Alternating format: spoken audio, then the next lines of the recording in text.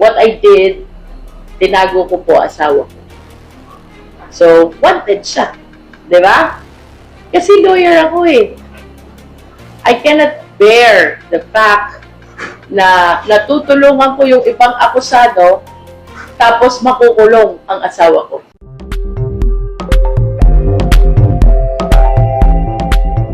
Ito po't nagkakape. Ayun. Sakto-sakto. Ano? Ang kaping Batangas talaga. Sabi ko nga, pag hindi ka nagising, balita namin, nagpupuyat na raw kayo ang mga impeachment prosecutors para po preparasyon dito sa inyong mabigat na trabaho. Actually, wala pa po tayong preparation na ginagawa. As a matter of fact, the only discussion we had ay nung kahapon, during the meeting, during the caucus, nung umirma po ang mga congressman ng impeachment complaint. But other than that, wala pa pong formal na briefing na nagaganap among the impeachment prosecutors. Opo. Ano po ba ang proseso ng pagpili? Kayo ba nagpresenta? Ako na dyan. We were elected, Katunying. As a matter of fact, hindi po tayo nagpresenta, and we are even surprised na kasama po tayo doon sa mga binanggit na pangalan kahapon sa floor, except that the only consideration siguro na aking pinaniniwalaan is because of the background that I had already about the issues na atin pong naunang inimbestigahan during the hearing of the Blue Ribbon Committee or the Good Government Committee, no? Hindi po tayo nagpresenta, Katunying. We were elected. Elected. Ganun pala ang proseso. Ano po? Kahapon hong nagtatanong ako kung sino ang mga prosecutors. Lagi hong naibibigay sa aking pangalan. Laging una, pangalan nyo, Congresswoman Luistro. Kaya ang tanong ko kahapon si Congresswoman Luistro ba ang magsisilbing lead prosecutor? Yan. I wish to believe, ka Jerry, na wala namang lead. All of us will be giving our equal contribution and representation of the House of Representatives sa atin po gagawing paglalatag ng kaso during this impeachment trial. So, wala pong lead, pantay-pantay po lahat ng prosecutors who will be representing the House. Mabalik lang po ako dun sa caucus yung hapon. Pang-ilan ho ba kayong pumirma sa listahan? Katunying, I'm 182. 182? Ang layo nyo. 182. Bakit ang layo nyo? Nagdadalawang isip pa ba kayong pumirma nung time na yon? Hindi naman sa nagdadalawang isip kung hindi masyado tayong preoccupied kasi this is our last week before we take the recess. So medyo naghabol tayo dun sa mga sponsorship ng bill. Plus the fact na marami tayong visiting kababayan from Batangas dito sa Congress. So talagang medyo challenge ako sa oras for this week since Monday, no? Kaya I'm 182. 182. Ang tanong, kayo nga sumagot dito sa amin, naka-influence po ba sa inyong pagpirma dyan na ang nasa ang kauna-unahang pumirma dito ang anak ng Pangulo, si Congressman Sandro Marcos, na para bagang ang mensahe this is the imprimatur of the President? To be honest, Katunying, no? Nung pumirma ako at 182, I didn't know na number 1 si Senior Deputy Majority Leader Sandro Marcos, no? Ang naging focus ko talaga ay whether ito bang nagamit na grounds for impeachment complaint are the same grounds na pinag-uusapan namin during discussions, no? And even during our evaluations of the first 3 complaints. But to answer your question, Katunying, nalaman ko lang na number 1 pala si Kong Sandro after na nakaperma na almost all of the 215 members of the House. Opo. Okay, ang susunod ko pong tanong dito, one way or the other, kayo po ba ay kinailangan pang kausapin o meaning kumbinsihin para po pumirma dito o mula't mula pa gusto niyo nang ma-impeach si VP Sara? Hindi po tayo kinausap, Katuning. If ever nagkaroon po ng discussion, it was party initiated, no?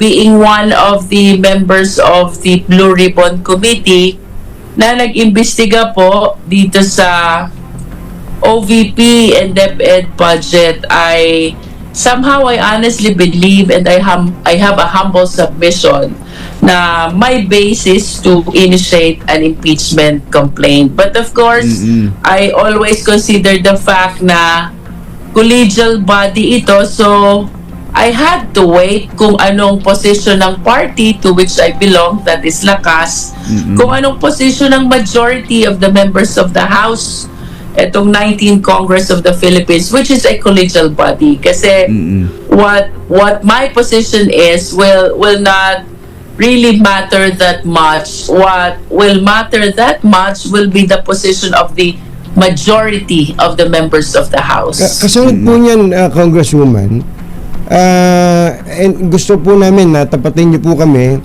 meron po bang kapalit ang pirma ninyo?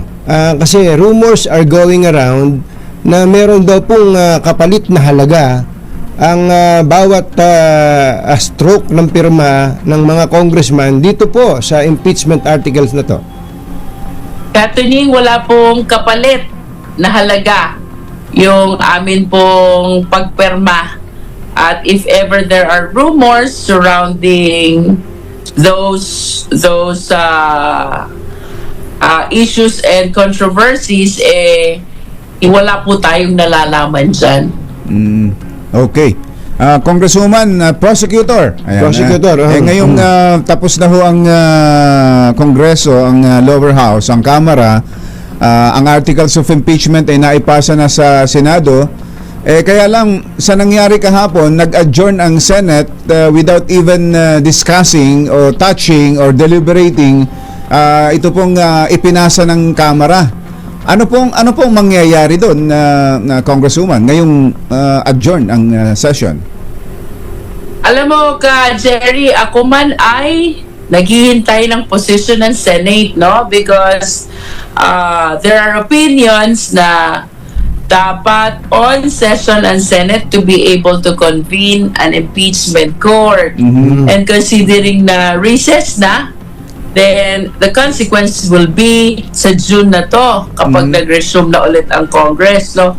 But there are opinions which say na ang impeachment process is not part of the legislative process, which means na anytime, even when the Senate is on recess, pwede silang mag-convene ng impeachment court.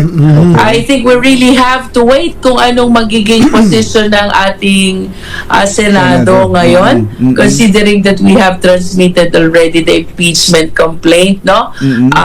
From our end, ginawa po namin yung aming trabaho. We endorsed by 215 members of the House. We transmitted the impeachment complaint.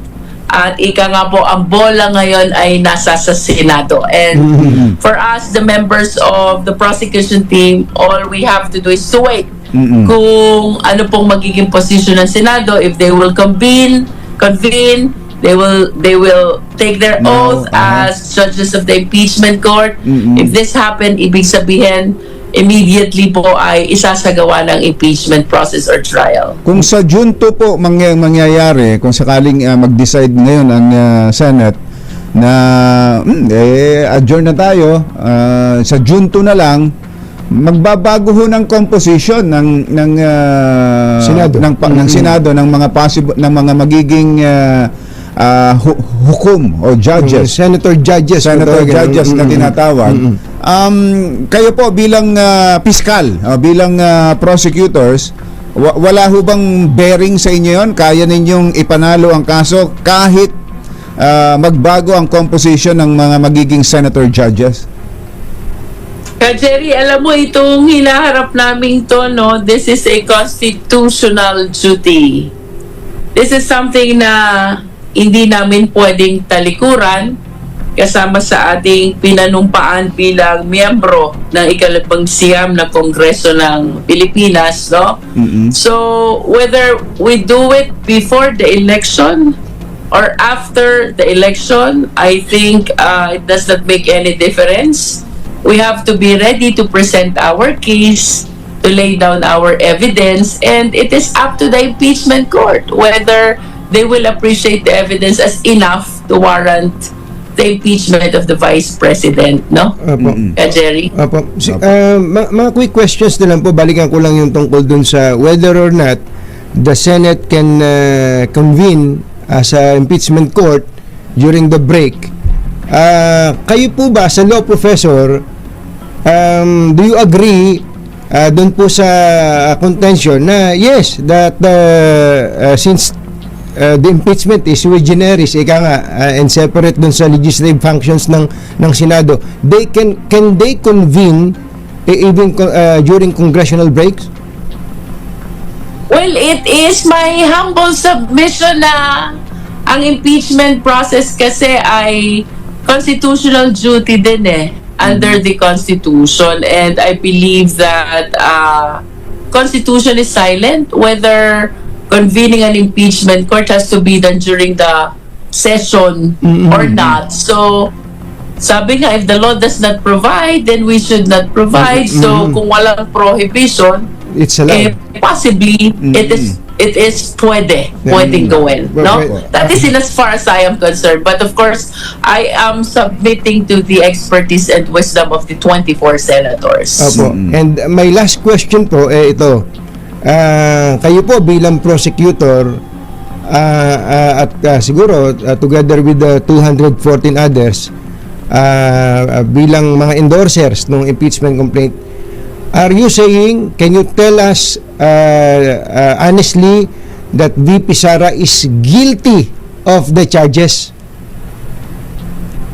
With all due respect, Katunying, to VP Sara, no, I wish to articulate my statement by there is enough evidence to initiate the impeachment complaint, no?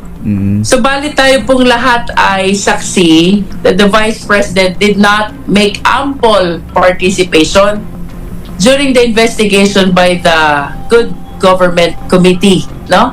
Dito sa House. So, I am looking forward that this time, the Vice President will be actively participating in defending herself, and she will take advantage of the due process of the opportunity to present her side, to present her evidence. And let us see kung upon presentation of the evidence of the defense, will there still be sufficient evidence to warrant the impeachment of the Vice President. Ang sa akin, Katunying, representing the House, there is sufficient evidence to initiate the impeachment complaint. But to warrant the impeachment of the Vice President, that is something we have to wait and see until the Vice President presented her defense. Ayun. Well said, Congressman. Prosecutor. Congresswoman Luistro, looking forward po kami sa inyo pong pag-function bilang prosecutor. Maraming salamat po. Magandang umaga po sa inyo. Salamat po. I've been wanting for this since the time that 3 prior impeachment complaints were filed. At kahit kami sa Congress, sa House, it was a feeling of relief na at least we've done our part. It was endorsed, the 4th complaint to be specific, was endorsed by 215 of us, and it was successfully transmitted to the Senate. At kami man po ay naghihintay din na may mangyari. Ang bola po ay naipasa na natin sa Senado ngayon. Kaya I hope na we will be able to hear something from them about the possibility of proceeding to an impeachment trial. Ang impeachment trial is different from a legislative process. So, notwithstanding the fact na on recess ang Senate, they can accordingly proceed and create an impeachment court anytime during recess, no? But of course, as prosecutors, iba po yung trabaho natin. Iba dun sa ating mga 23 senators who will be sitting as impeachment court judges. I hope they will be resolving this matter in favor of impeachment, no? Para at least ma-fulfill natin yung constitutional duty natin for the Filipino people. Kasi itong sa amin sa House, to act as prosecutors, ito yung constitutional duty, and for the Senate to act as the judges of the impeachment court, ay ito po yung constitutional duty din ng ating mga senador on sa ating existing constitutional provisions, no? Sabi nyo nga, Sir Ronald, ay wala namang nagbabawal, wala namang hindrance. Actually, if you will examine the provisions of the Constitution is silent. The wordings merely are, shall immediately convene an impeachment court. But it does not provide na kapag recess ay bawal. So, following one of the most prominent legal principle na if the law does not provide, we should not provide. Kung wala namang prohibition, I think they have all the reasons to proceed to the creation of impeachment court. That is if they so desire. No? Yes. But at the end of the day, sila yung impeachment court, tayo yung prosecutor, so we will be submitting to their wisdom and expertise. Then during the time na nag-pronounce ang president na he is not in favor about impeachment, I always recognize the principle of separation of power, no? May sariling kapangyarihan ang executive, may sariling kapangyarihan ang judiciary, may sariling kapangyarihan ang legislative, ang kongreso, no? So, notwithstanding the fact na negative ang executive about the impeachment process, I hope everybody will agree na mayroon pong constitutional duty ang kongreso having received the 3 impeachment complaints. This is something na hindi po natin pwedeng talikuran. We need to take this up. It's either we approve or we disapprove. And considering the issue of timeline, talagang malaking challenge na po sa atin ito if we will be considering to refer the 3 complaints to the Justice Committee, which is given a period of 60 days to hear and evaluate the sufficiency in form of and substance of these 3 complaints. So we conceive and resolve to come up with a 4th impeachment complaint, which I believe is a summary and a consolidation of the 3 prior impeachment complaints, no? Na fortunately, it gained the endorsement of halos 2/3 ng members of the House when what is required is only 1/3. Kaya we will be able to do away with the hearing which is normally required for the filing of impeachment complaint. Kaya nga we were able to have this transmitted right away to the Senate, no? This is our way of saving the impeachment process. Kasi kung ito'y idadaan namin dito sa normal na proseso na nire-refer mo na sa Justice Committee, baka hindi kayanin, abutin ng election even before we transmit the same. And of course, we understand that by June 30, 2025, the 19th Congress will adjourn. And unlike the Senate na we believe and we submit ay diretso ang kanyang existence, ang kanyang I mean, the term does not end, unlike us na natatapos na di-dissolve. Sa Senate, merong 12 remaining senators whose term are not interrupted. Kaya we thought of resorting to that one-third endorsement and have it transmitted right away to the Senate to be able to save the impeachment process. Congressmen are doing their own evaluation. Most of us requested for their own copies of the impeachment complaints from the Office of the Secretary General. Kaya lang, it reached the point na the parties, the national parties, initiated to have this consensus and move to come up with this fourth impeachment complaint, which is actually a consolidation of the three prior complaints, no? Bagaman meron kayong na-observe na bakit natagalan, I wish to believe naman yung period of time na yon, merong kanya-kanyang pag-aaral na ginagawa ang mga members ng House until a meeting was initiated by the parties, which led to this fourth impeachment complaint na immediately nga we transmitted to the Senate. In fairness to all the members of the House, pagkaman hindi ganun kabilis ang aming naging transmittal, ay the way I see it, ay yung period of time na yon, ginugol ng mga congressmen in evaluating the complaints, the prior complaints that were filed before the Office of the Secretary General. Yes. I believe that just like any other affidavit, no? Pwede supplemental affidavit, especially considering na hindi pa naman nag-start yung impeachment trial. Kasi itong ating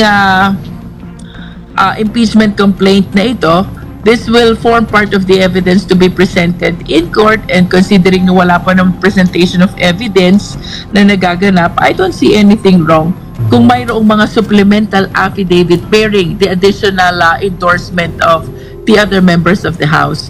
I'm not particular about the number, no? But I know for a fact, maraming humahabol na House members supporting the fourth impeachment complaint. Para sa iba pang karagdagang mga balita at impormasyon, ay huwag po nating kalimutan ang mag-like, share at comment sa video na ito, at huwag po rin nating kalimutang mag-subscribe sa aming channel, to continue supporting our contents. Maraming salamat po sa inyong panonood, at naway tangkilikin po ninyo ang aming YouTube channel.